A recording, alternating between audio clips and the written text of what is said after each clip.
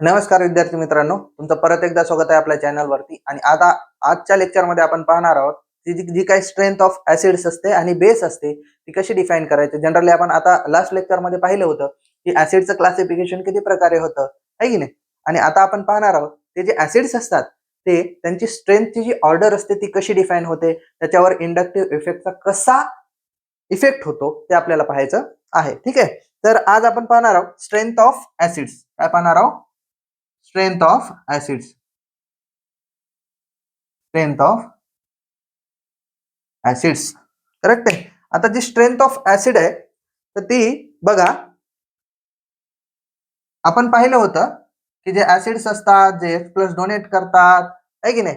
तर मग बेसिकली जे ऍसिड वॉटरमध्ये डिसोसिएट होतं, ठीक आहे, नाही वॉटरमध्ये डिसोसिएट होतं ते कशा प्रकारे होतं. ठीक आहे, फॉर एक्झाम्पल आपण पाहूया ऍसिडिटी ऑफ कार्बोक्सिलिक ऍसिड्स. ठीक आहे, आता कार्बोक्सिलिक ऍसिड जो फंक्शनल ग्रुप असतो तो असा असतो, हा अल्काइल ग्रुप, त्याला कार्बोनिल ग्रुप अटॅच आणि एका कार्बोनिल कार्बनला परत OH म्हणजेच हायड्रॉक्सिल ग्रुप अटॅच असतो. आता मी काय करतो, हे जो आपलं कार्बोक्सिलिक ऍसिड ग्रुप आहे त्याला मी वॉटरमध्ये डिझॉल्व्ह करतो. ठीक आहे, मी असं लिहित आहे, आपल्याला लक्षात यावं यासाठी. ठीक आहे, प्लस मध्ये याला वॉटरमध्ये डिझॉल्व्ह करतोय आणि हे काय भेटेल आपल्याला नंतर, बरोबर आहे. बघा, इक्विलिब्रियमचं साइन का दिलेलं आहे, कारण H+ डोनेटही केला तरी काय सोल्युशन मध्येच आहे आणि काय होतं परत अटॅच होऊ शकतो. ठीक आहे, तर आता RC double bond O plus, आता हा जो वॉटर मॉलिक्यूल आहे हा काय करतो, हा H+ अबस्ट्रॅक्ट करत असतो. ठीक आहे, तर म्हणजेच इथं काय तयार होईल, H आणि ह्या परत एक म्हणजे H3O पॉझिटिव्ह तयार होईल, कारण ऑक्सिजन करतो 2 बॉन्ड, एक लोन पेअर देऊन एक्स्ट्राचा बॉन्ड केलेला आहे म्हणून त्याच्यावरती पॉझिटिव्ह चार्ज आलेला आहे, बरोबर आहे. तर मग आता हा जो आहे H+ हा कुठून तुटलेला आहे, इथून तुटलेला आहे, बरोबर आहे. आणि जेव्हा हा तुटतो तो काय करतो, हा जे इलेक्ट्रॉन्स आहेत तो कोण घेतो, ऑक्सिजन घेतो. का घेतो, कारण तो जास्त इलेक्ट्रोनिगेटिव्ह असतो, तो एक्स्ट्रॅक्ट करतो लवकर, बरोबर आहे, स्वतःकडे खेचण्याचा प्रयत्न करतो. तर मग आता हे जे तुमचा तयार झालेला आहे की नाही, आता हे ऍसिड होतं. ठीक आहे, ऍसिड पासून जे निगेटिव्ह पार्ट तयार झालेला आहे त्याला आपण काय म्हणतो, कॉन्जुगेट बेस म्हणत असतो. काय म्हणतो, कॉन्जुगेट बेस म्हणत असतो. कॉन्जुगेट बेस, बरोबर आहे. आता फॉर एक्झाम्पल मी एक काय केलंय, एका बिकर मध्ये ऍसिड घेतलंय, ऍसिड मध्ये पाणी टाकलेलं आहे, बरोबर आहे. ऍसिड प्लस वॉटर डिझॉल्व्ह केलेलं आहे आणि मग मी असं म्हणतोय की हे जर ऍसिड असेल, मी सांगणार कसं exactly. For example me dissolve केलं ऍसिड, बरोबर आहे, तर मी असं कशाच्या बेसिसवर मी सांगू की एक ऍसिड आहे ते जास्त स्ट्रॉंग ऍसिड आहे किंवा मग जास्त स्ट्रेंथ आहे, ऍसिडिक स्ट्रेंथ जास्त आहे त्याची आणि दुसऱ्याची कमी आहे, ते कसं सांगणार. हे जर माझा कॉन्जुगेट बेस जास्त स्टेबल असेल तर आपण काय म्हणलो, जी H+ देतो ते ऍसिड असतं, बरोबर आहे. यानं पण H+ दिलाय, अजून दुसरे पण H+ देतात, पण फरक काय, हे जेवढा जास्त स्टेबल राहील म्हणजे हा निगेटिव्ह चार्ज जेवढा एंगेज राहील, जास्त स्टेबल राहील, तेवढा H+ कसा असेल, वॉटरमध्ये असेल तुमचं, बरोबर आहे. मग जर हाच डिसोसिएट होत नसेल तर H+ वॉटरमध्ये नसेल, बरोबर आहे. मग कशावर डिपेंड करतं, हा जो तुमचा कॉन्जुगेट बेस तयार झालेला आहे त्याच्या स्टेबिलिटीवर काय करत असतो आपण, ऍसिडची स्ट्रेंथ सांगत असतो, बरोबर आहे. ऍसिडची स्ट्रेंथ सांगत असतो. मग मी काय म्हणतो बघा, ऍसिडिक जी स्ट्रेंथ असते, ऍसिडिक स्ट्रेंथ ती डायरेक्टली प्रोपोर्शनल असते स्टॅबिलिटी ऑफ कॉन्जुगेट बेस.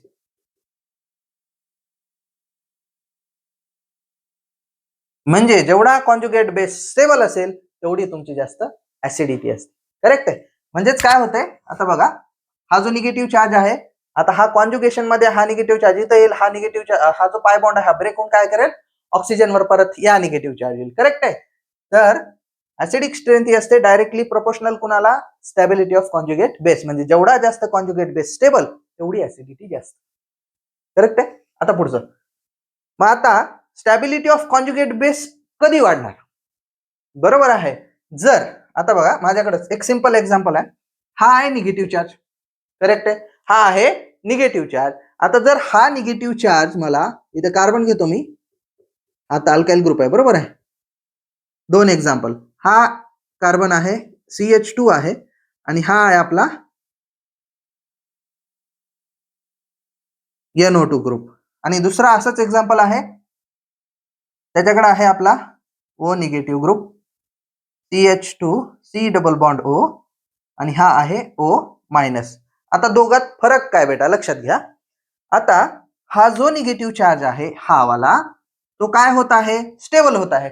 कोण्या ठिकाणी स्टेबल होत आहे बघा, याचा जो इफेक्ट लागत आहे तो लागत आहे मायनस आयचा आणि याचा जो O मायनसचा जो इफेक्ट लागत आहे तो लागत आहे प्लस आयचा. म्हणजे हा आहे निगेटिव्ह चार्ज आहे की नाही. मला जर ह्याला स्टेबल करायचं असेल तर मला त्याच्यावरला निगेटिव्ह चार्ज खेचावं लागेल. काय करावं लागेल, ओढावा लागेल. आणि ओढणारा कोण असतो तर तो इलेक्ट्रॉन विड्रॉइंग ग्रुप असतो, त्याला आपण मायनस आय नावानं बोलत असतो. आणि इथे बघा आता ऑलरेडी याच्याकडे निगेटिव्ह चार्ज आणि हे अजून द्यायले, काय याच्याकडे निगेटिव्ह चार्ज आणि हे अजून द्यायले, मग काय करत आहे, त्याला डिस्टेबल करत आहे ना. डिस्टेबल करत आहे, हा स्टेबल करत आहे. तर म्हणजेच मी दुसऱ्या शब्दात म्हणू का, मायनस आय वाले ग्रुप्स किंवा इलेक्ट्रॉन विड्रॉइंग ग्रुप जे असतात ते ऍसिडिक स्ट्रेंथ वाढवत असतात. का, कारण जेव्हा मायनस आय ग्रुप प्रेझेंट असतो एखाद्या कार्बोक्सिलिक ऍसिड मध्ये किंवा एखाद्या ऍसिडच्या ग्रुपमध्ये, तेव्हा तो काय करतो, कॉन्जुगेट बेसला स्टेबल करतो. आणि जेव्हा कॉन्जुगेट बेस माझा स्टेबल असतो, कॉन्जुगेट बेस स्टेबल झाला की माझी ऍसिडिटी वाढत असते, ऍसिडची स्ट्रेंथ वाढत असते. करेक्ट आहे. आता बघा हे एक्झाम्पल लक्षात आले असेल. करेक्ट आहे. आता आपण काय करूया, थोडंसं लिहून घेऊया. मी जसं इथं लिहिलंय की ऍसिडिक स्ट्रेंथ जे असते स्टॅबिलिटी ऑफ कॉन्जुगेट बेसवर डिपेंड करते. तर अजून लिहून घेऊया आपण, ऍसिडिक स्ट्रेंथ जी असते ती काय म्हणतो मी, डायरेक्टली प्रोपोर्शनल असते इलेक्ट्रॉन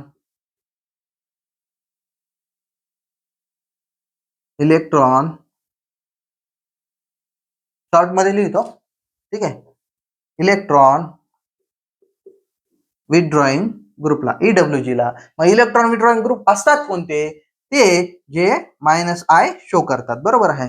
मग ऍसिडिक स्ट्रेंथ ही इनव्हर्सली प्रोपोर्शनल कुणाला असेल, प्लस आयला बाळा. कशी असेल, म्हणजेच इलेक्ट्रॉन जर देणारा असेल तर काय करतो तो, डिस्टेबल करत असतो. करेक्ट आहे.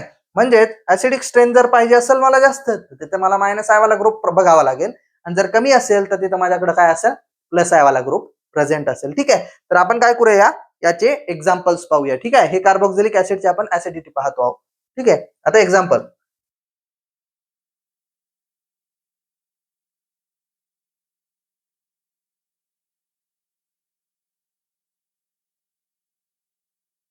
बघा पहिले example, CH3 C double bond O OH हा पहिला ग्रुप, एक molecule. CH3 CH C double bond O OH हा बी नंबर वाला. आणि दुसरा असेल CH3 C double bond CH3 C double bond O आणि हा OH. ठीक आहे. आता तिन्ही कार्बोक्सिलिक ऍसिड्स आहेत बरोबर आहे. तीनही काय आहेत, कार्बोक्सिलिक ऍसिड्स आहेत. याच्याकडे जर बघितलं आपण तर याच्याकडे फक्त एक CH3 आहे, म्हणजे ह्याचा पण प्लस आयच आहे आणि याचा पण प्लस आय आहे, पण किती वेळेस आहे, 2 वेळेस. आणि याचा जर बघितला प्लस आहे तर याचा प्लस आहे किती वेळेस आहे, 3 वेळेस आहे बरोबर आहे. मग आपण आताच काय म्हणलो, जर ऍसिडिटी जर इन्क्रीज करायची असेल किंवा एखाद्या ऍसिडची स्ट्रेंथ जर जास्त असेल तर त्याच्याकडे कोणता ग्रुप नसला पाहिजे, प्लस आय वाला. पण असला कोणता पाहिजे, मायनस आय वाला. पण इथं सगळेच प्लस आय वाले आहेत. मग जिथं कमी प्लस आय असतो तो ऍसिड जास्त ऍसिडिक असतो बरोबर आहे. म्हणजेच हा आपली ऑर्डर कशी येईल, ऍसिडिक स्ट्रेंथ ऑर्डर कशी येईल, ऍसिडिक स्ट्रेंथची जी ऑर्डर असेल कशी येईल बघा. तर ए सगळ्यात पहिले येईल, त्याच्यानंतर येईल बी, त्याच्यानंतर येईल सी. म्हणजे हा सगळ्यात ऍसिडिक असेल, त्याच्यानंतर बी ऍसिडिक असेल, सगळ्यात शेवटी कोणता असेल, आपला सी असेल. ठीक आहे. दुसरा एक्झाम्पल पाहूया, CH2F C double bond O OH CH2Cl C double bond O OH, त्याच्यानंतर CH2 C double bond O OH. आता या तिघांमध्ये बघा A B आणि हा C. तर आता तिघला तिघ जे आहेत मायनस आय वाले आहेत बाळांनो. कसे आहेत? मायनस. हा पण मायनस आय शो करतो, हा पण मायनस आय शो करतो आणि हा पण कोणता आहे? मायनस आय ग्रुप आहे. पण मायनस आय सगळे ग्रुप जर असेल तर आपल्याला काय पाहावं लागेल? खेचणारा जास्त म्हणजे मायनस आय पॉवर कुणाची जास्त आहे ते पाहावं लागेल. आता ह्याची जी पॉवर आहे ते पॉवर मध्ये आपल्याला सगळ्यात पहिले येतो फ्लोरीन, त्याच्यानंतर येतो क्लोरीन, त्याच्यानंतर येतो ब्रोमीन. ठीक आहे. तर मग हिची जी ऑर्डर लागेल A greater than B greater than C, ही ऑर्डर आपल्या ऍसिडिक स्ट्रेनची लागेल. ठीक आहे. अजून एक एक्झाम्पल पहा. थर्ड नंबर CH, इथं F आहे, इथं F आहे, C double bond O OH, त्याच्यानंतर आहे आपल्याकडे CH, इथं आहे परत Cl C double bond O OH, त्याच्यानंतर आपल्याकडे CH3 C double bond O OH. ठीक आहे. आता या तिघांमध्ये ऑर्डर कशी लागेल बघा. इथं 2 वेळेस मायनस आय आहे, इथं 2 वेळेस मायनस आय आहे. ठीक आहे. आणि इथं फक्त एक काय आहे? प्लस आय आहे, म्हणजे CH3 ग्रुप आहे. बरोबर आहे. तर मग आता याची ऑर्डर कशी लावायची? ऍसिडिक स्ट्रेन डायरेक्टली प्रोपोर्शनल असते मायनस आय ग्रुपला आणि इनव्हर्सली प्रोपोर्शनल असते आपल्या प्लस आयला. बरोबर आहे. आणि आता इथं दोन्ही मध्ये जर कंपॅरिझन केलं ए आणि बी मध्ये, तर काय 2-2 ग्रुप प्रेझेंट आहे. कसे आहेत? 2-2 ग्रुप प्रेझेंट आहेत. मग 2-2 ग्रुप मध्ये आपल्याला काय करावं लागतं? आपल्याला डीएनपी रूल वापरायचा. डीएनपी रूल काय असते सर? पहिल्यांदा सगळ्यात बघायचं या दोघांचं डिस्टन्स, या ग्रुप पासून डिस्टन्स सेम आहे. करेक्ट आहे. नंबर ऑफ ग्रुप्स किती आहेत? सेम आहेत. नंबर ऑफ ग्रुप सेम आहे, डिस्टन्स सेम आहे. शेवटी कशाकडे यायचं? पॉवर. पॉवर कुणाची जास्त आहे? फ्लोरीनची. कुणापेक्षा? क्लोरीनपेक्षा. बरोबर आहे. तर मग आपल्याला पहिला यायला पाहिजे ए, त्याच्यानंतर बी, त्याच्यानंतर शेवटी यायला पाहिजे आपला सी. ही झाली आपल्या ऍसिडिक स्ट्रेनची ऑर्डर. ठीक आहे. तर नेक्स्ट आपल्याला बघायचंय जे आपला पोर्शन आहे, ठीक आहे, स्ट्रेंथ ऑफ ऍसिड, ते आपण नेक्स्ट क्लासमध्ये पाहूया. ठीक आहे. थँक्यू.